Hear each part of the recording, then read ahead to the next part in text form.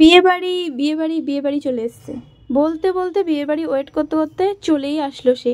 কবে থেকে 1 বছর, আর মাত্র 3 মাস, আর মাত্র 2 মাস, আর মাত্র 1 মাস করতে করতে করতে করতে ঠিক সময়টা চলে আসলো। সেই জন্য পূজা আমাদের বাড়িতে এসেছিলো। পূজার পরিচয়টা এবার তোমাদেরকে দিই। পূজা হচ্ছে আমার বান্ধবী, আমরা একসাথে কোচিনে পড়তাম, গ্র্যাজুয়েশন পাশ করেছি। ও আমাকে এর আগেও একবার পড়িয়েছিল মেহেন্দি। ওর হাতের কাজ আমার দারুণ লেগেছে জন্য এবছরও আমি ওকে বুক করেছিলাম। হ্যাঁ, আবারও একটা সামনে বিয়েবাড়ি আসছে, ওকেই আমি বুক করব। ও খুব সুন্দর মেহেন্দি পরায়, আমার ওর খুব ধৈর্য শক্তি খুব ভালো লাগে। আমরা তো সেদিন মেহেন্দি পরতে পরতে প্রচুর গল্প করেছিলাম।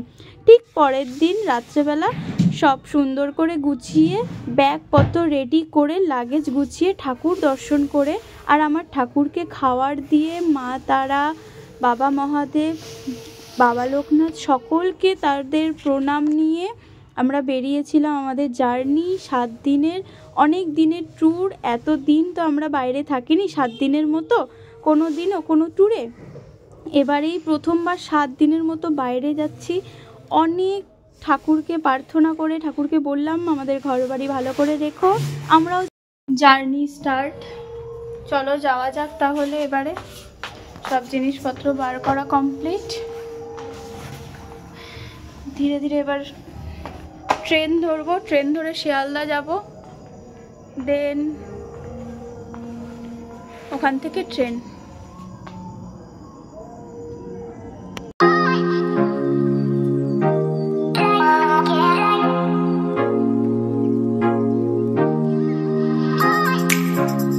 স্টেশনে পৌঁছে কিছু তো খাওয়ার নিইনি, 12-13 ঘন্টার জার্নি, কি করব?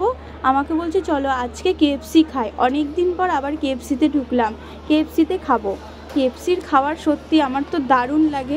আর KFCর ঢুকেই ও তো বাকেট ছাড়া কিছুই নেবে না, একটা বড় বাকেট নিয়ে নিয়েছিল। আমি এইদিকে বসে পড়ছিলাম আর ও যাচ্ছিল অর্ডার করতে। আর আমার বসে বসে না কেমন একটা বোর লাগছিল, কখন খাবার আসবে। আমাদের হাতে প্রায় সময় ছিল। করছো গো? হ্যাঁ, বিল কাউন্টারে বিল করছিল, আমি বসে বসে ভাবছিলাম কখন খাবার আসবে, প্রচণ্ড খিদে পেয়ে গেছিলো। তো যাই হোক, তারপরে খাওয়ার দাওয়ার আসলো। এসে এইদিকে বসে বসে ততক্ষণ ছবি তুলছিলাম, নেইলের ছবিগুলো তুলছিলাম। নতুন নতুন নেল করেছি, মেহেন্দি করেছি, সেটাই করছিলাম। তারপরে কিছুক্ষণের পর দেখি ও খাবার টাবার নিয়ে চলে এসেছে। আর দেখো ওকে খাবার নিয়ে যত মানে হামলে পড়বে, এত খিদে পেয়েছিলো। বলছে প্রচণ্ড খিদে পেয়েছে, খাওয়ার আগে খাই বাবা। মানে দেখো তোমরা, খাওয়ারও কত তাড়াতাড়ি খাচ্ছিল, মানে দেখো মানে কি বলবো। সারাদিন তো সকাল থেকে সেরকম কিছু খাইনি। সে সকাল 12টার সময় ভাত খেয়ে বেরিয়েছে, তারপরে সে খাবার খেলো।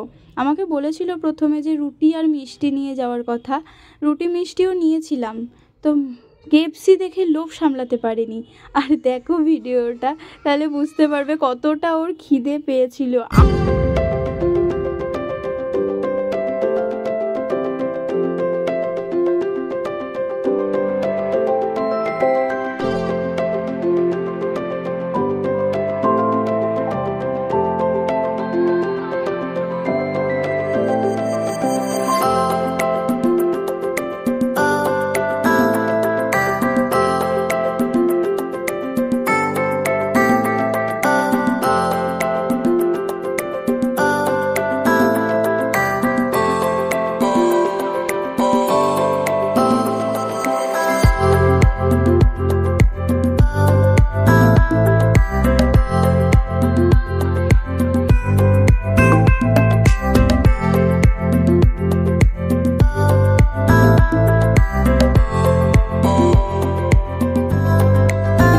KFC তো তোমরা সকলেই খুব পছন্দ করো, আমি তো খুব ভালোবাসি, আমি দারুণ খাই KFC। আমি 4-5টা KFC পুরো বাকেট থেকে খেয়ে নিয়েছি। 5টা না, সরি ভুল বললাম, 4টে তো খেয়েছি। ও 4টে খেয়েছে, আমিও 4টে খেয়েছি। লাস্টে 2টো 10টার মতো থাকে, তো 2টো আবার ব্যাক করে নিয়ে যাওয়া হয়েছিল, কারণ 2টো আর খেতেই পারছিলাম না। আর আমার নেলগুলো, মেহেন্দিগুলো দেখো, আমি না খুব মানে ভালো লেগেছে নেলটা করে। অবশ্যই তোমাদেরকে ফটো ভিডিও সব দিয়ে দেবো। ভিডিও অবশ্য আমি অলরেডি এখন শেয়ার করে দিয়েছি। তারপরে ট্রেনে উঠে গেলাম, উঠিনি এখনও। দেখো বালুরঘাট আর শিয়ালদা এক্সপ্রেস, এটা আগে গৌড় ছিল, এখন বালুরঘাট শিয়ালদা এক্সপ্রেস হয়ে গেছে। এদিকে আমরা ধীরে ধীরে আমাদের সিট কাউন্টারের দিকে এগোচ্ছি।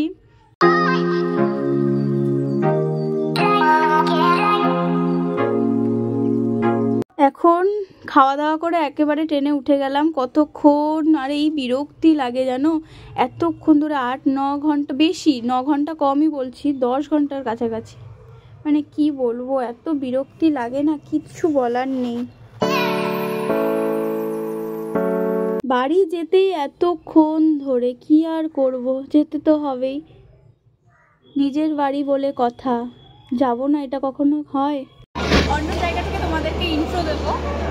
যাচ্ছি বালুরঘাটে 8-9 ঘন্টা জার্নিতে। Hello everyone, welcome back to my YouTube channel. যাচ্ছি বিয়ের বাড়িতে, দিদির বিয়ে আছে, তো সেখানেই যাচ্ছি। এই যে ট্রেন, শিয়ালদা বালুরঘাট এক্সপ্রেস ধরে যাচ্ছি। চলো পুরো ব্লগটাই তোমার সাথে শেয়ার করি আজকের মতো। ইন্ট্রো কিন্তু আমি দিয়ে দিয়েছি, শুনেছো তো? হ্যাঁ, এটা হচ্ছে নেক্সট দিন, মানে পরের দিন সকালবেলা, যখন আমরা ট্রেন থেকে নামবো। 9-10 ঘন্টার জার্নি, আর পারি না। নামবো, স্টেশনে ঢুকলাম সবে, লাগেজপত্র নিয়ে বেরোচ্ছে।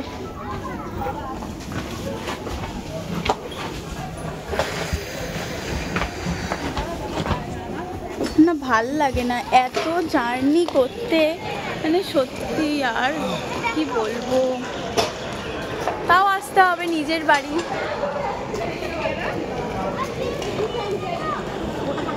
কোথায় গেলে?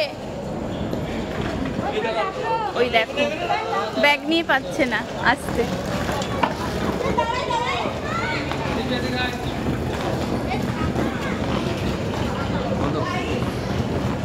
এই দেখো আমার জায়গা, হ্যাঁ জুম করে তোমাদেরকে দেখাচ্ছি, বালুরঘাট।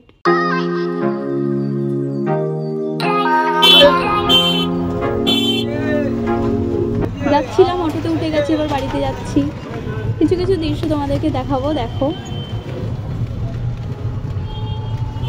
এইটা হচ্ছে ট্রেন লাইনের জায়গাটা, ধান ক্ষেত সমস্ত কিছু আছে।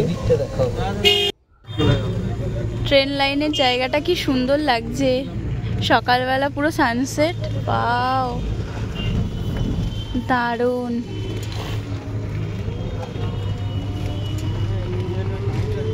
এখানে সব পিকনিক করতে আসে, পিকনিক স্পট।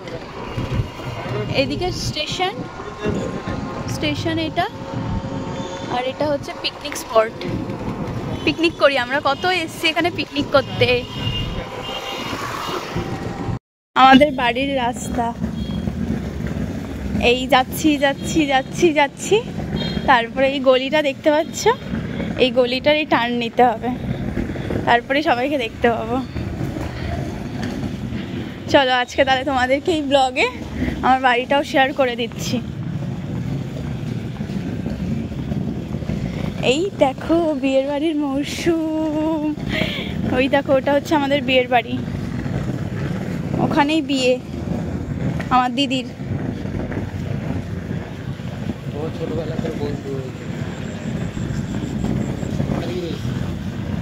ইস, আমাদের কলকাতায় গরু দেখতে পাই না, দেখো একটা গরু দেখলাম।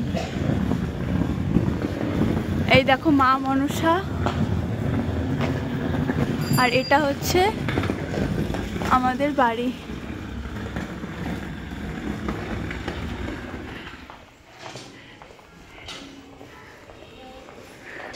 এই দেখো এটা আমাদের বাড়ি।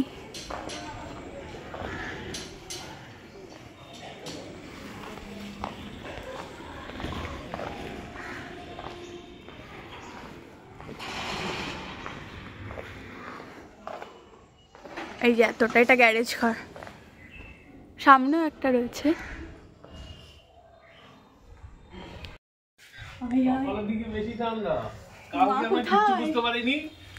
আসার সময় শুধু একটু পায়ে একটু ঠান্ডা লাগে। মা কখন আসলি?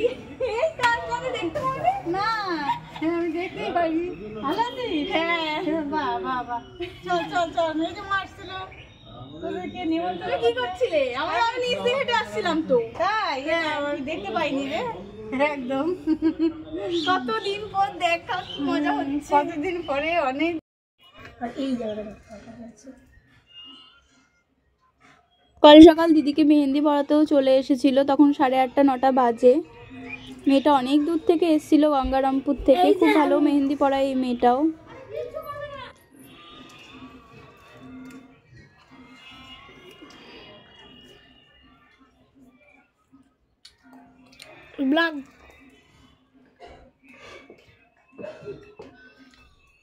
হ্যাঁ,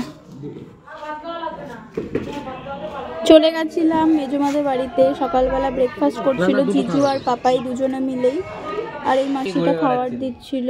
আমাকে না ঝোল দেবে না, লুচি বিয়ের বাড়িতে তো হবেই। ঝোল দেবে না। আর পাপাই তো লুচি পেলে আর কাউকেই চেনে না। করলাম মেজমাদের বাড়িতে খেতে গেছিলাম, খেয়ে দে একটু নদীর ধারে মানে বাঁধের ধারে হাঁটছি। নদীর জলের কালারটা কি দারুণ!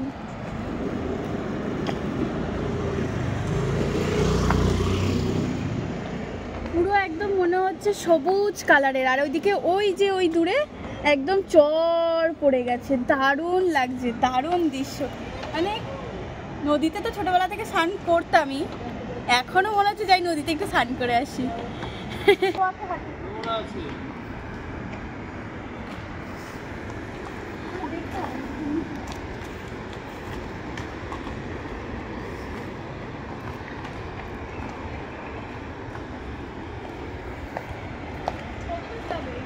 কেমন লাগছে গো নদীটা?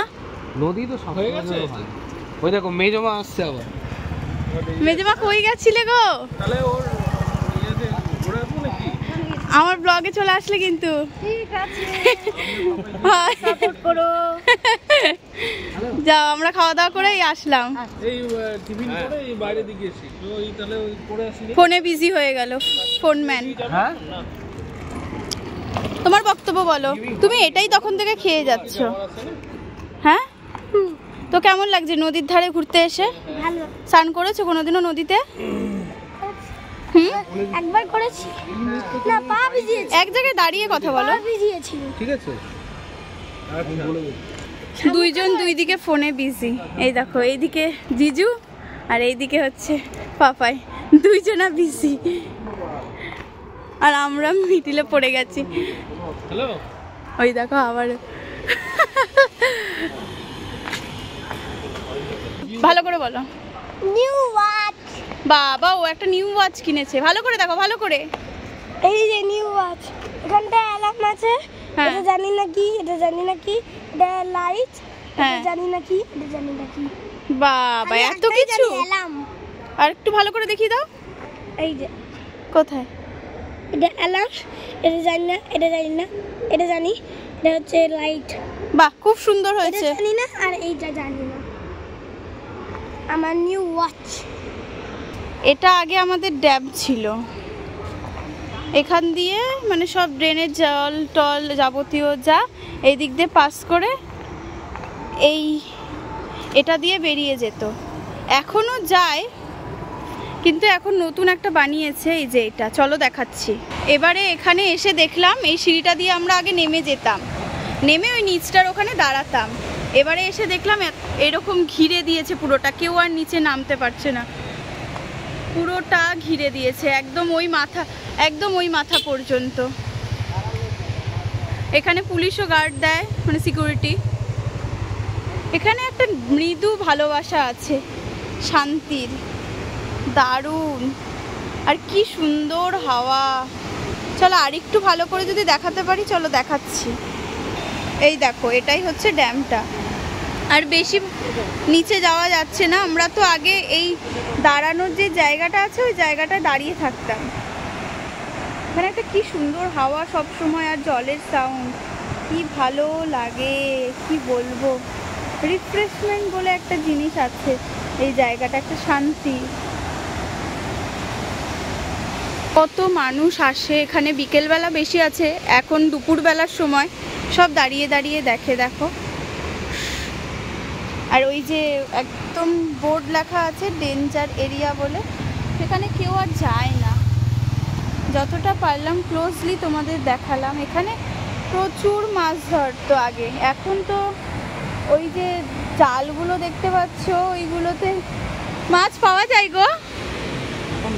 হ্যাঁ, মনে হয় না, ওই যে বালিপাড়া গেছেন ওখানে, ওই যে হ্যাঁ, বালিপাড়া গেছে, হ্যাঁ। হয় না। ও, তাও কত মাছ ধরা যেত আগে? প্রচুর মাছ বেশি করছে এখন, ওই যে মাটি পাড়া গেছি দেখো। হ্যাঁ হ্যাঁ, এখানে প্রচুর মাছ ধরতো, এখন আর নামতে দেয় না। কিন্তু ওই জায়গাটা দেখতে পাচ্ছ, ওই জায়গাটা গিয়ে মাছ প্রচুর পাবে। ওই জায়গাটা যেতে হবে। কি অপূর্ব দৃশ্য, মানে 10 মিনিটে 1 বালতি জল, মানে মাছ হয়ে যাবে। আর ওই পাড়টা দেখো, পুরো মনে হচ্ছে সুন্দরবনের মতো, দারুণ লাগছে, মনে হচ্ছে পুরো কুয়াশায় ভর্তি। আর ওই পাড়টাই গেছিলাম আমি আগের ব্লগে, তোমরা নিশ্চয়ই দেখেছো। ওই যে ওই জায়গাটায় গিয়ে কাশফুল বন ছিল, সেখানে গিয়ে আমি ছবি তুলেছিলাম। কি দারুণ লাগছে। আমি একবার ওই গেছিলাম ওই পারে। ওই পারে গেছিলে? কার সাথে গেছিলে? পাপাই কিসে করে গেছিলে? নৌকা। নৌকা করে? আবার রিটার্ন এসেছি, অনেক মজা হয়েছে। তাই? কোন দিকে কে কে গেছিলিস? তুই আর পাপাই আর কে? একটাও না। বাহ, কোথায় গেছিলি? ওইদিকে? এইখান থেকে পুরো ওই দিক, বাহ, ঘরটা দেখতে পাচ্ছ? হ্যাঁ। ও,